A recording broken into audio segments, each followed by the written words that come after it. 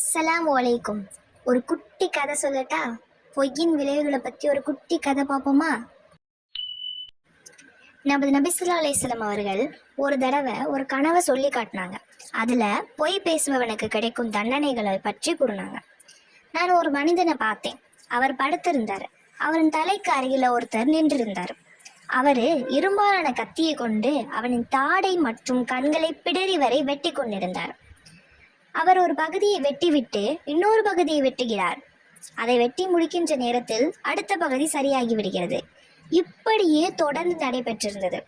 என்னுடன் இருந்த இரு மலகுகளிடம் நான் இவர் யார் என்று கேட்டேன்.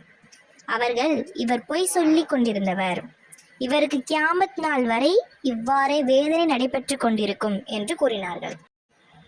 மேலும் நபி அவர்கள் கூறினார்கள், அடியான் பொய் பேசுகின்ற நேரத்தில் மலக்குகள் அவனுடைய பொய்யால் ஏற்படும் துர்வாடையின் காரணமாக 1 மைல் தூரம் சென்று விடுகிறார்கள் என நபி ஸல்லல்லாஹு அலைஹி வஸல்லம் கூறினார்கள்.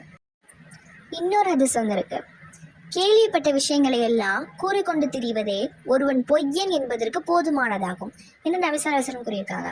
எனவே நாம் பொய் பேசுவது, இன்னும் வதந்திகளை கிளப்பி விடுவது ஆகியவற்றிலிருந்து தவிர்த்திருக்க வேண்டும். இப்படி நாம் பொய் பேசினால் இன்மை மறுமை நாளில் நஷ்டமடைவோம். மேலும் அல்லாஹ் நமக்கு கடுமையான தண்டனையும் கொடுப்பான்.